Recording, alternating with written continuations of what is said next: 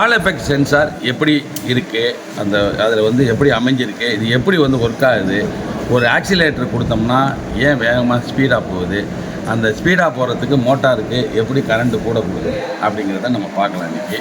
ஒரு சென்சார்னால் எப்படி இருக்கும், இதுதான் வந்து சென்சார். இது பேர் வந்து ஹால் எஃபெக்ட் சென்சார்னு தெரியும்.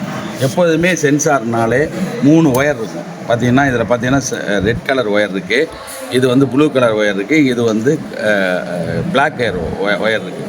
இந்த 3 ஒயரில் நீ ஈஸியாக ஐடென்டிஃபை பண்ணால் பிளாக் வந்து எப்போதுமே வந்து பாடி பண்ணுறது, அது பாடினா எர்த்து.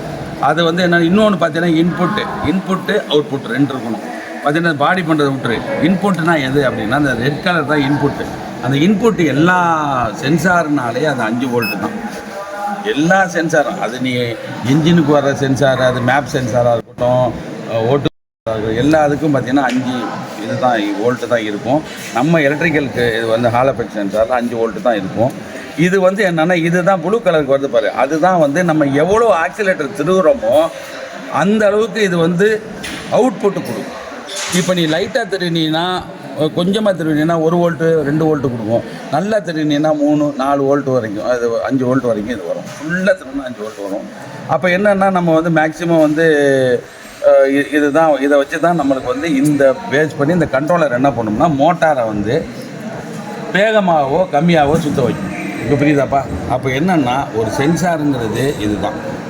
இப்போ நீ செக் பண்ணி பார்ப்பேன். இது இன்புட். இந்த இன்புட் எப்படி பார்க்குறது? இன்புட்டு இந்த சிகப்பு கலரில் பார்த்தா 5 வோல்ட் வரும். 4.1 ஓகே.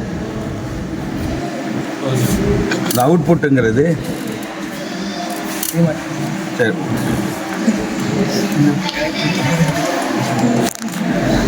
சரி. இப்போ வந்து என்னென்னா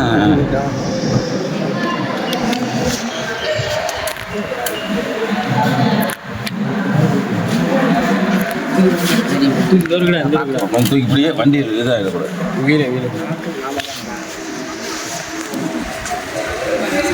இப்போ வண்டி சுற்று பாரு, அதையும் காமிப்பா.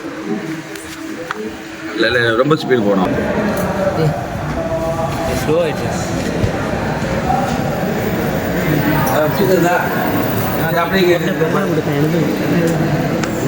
பார்த்தியா?